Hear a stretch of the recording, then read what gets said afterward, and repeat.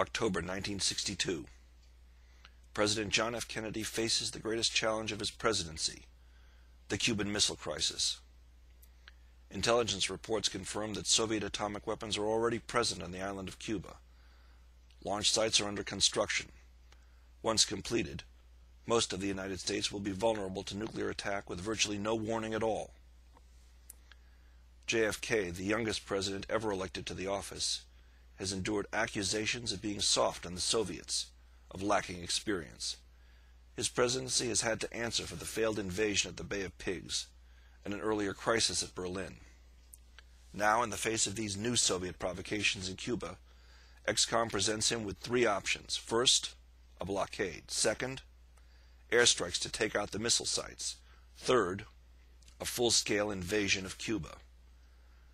The Joint Chiefs of Staff give their unanimous opinion: full-scale invasion.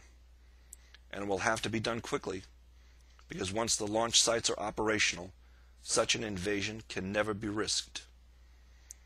But President Kennedy, standing alone against that room full of experienced men, opts instead for the blockade, planning for war while leaving open the possibility of a peaceful resolution.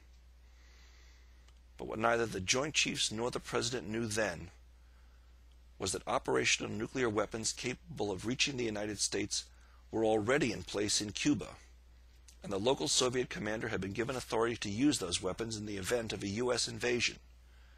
Had the President listened to the voices of experience in that room and authorized the invasion as a first response, they would have risked nuclear retaliation, and full-scale nuclear war would inevitably have followed.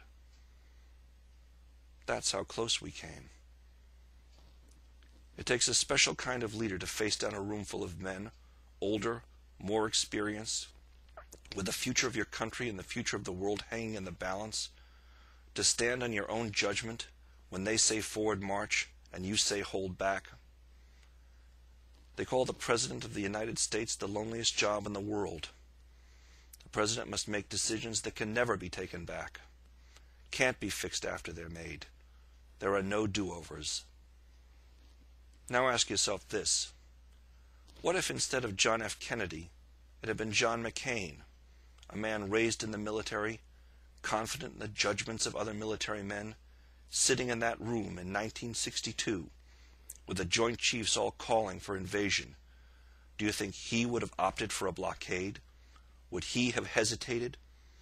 Or how about Hillary Clinton, who, when it came time to supporting the call for war or rejecting it, opted to trust the facts and figures and go with a safe majority? Would she have said no to those voices of experience? So before you decide who you want to be president in 2008, ask yourself this about Hillary Clinton and about John McCain and about that day in October in 1962. If they had been there then, would we be here now?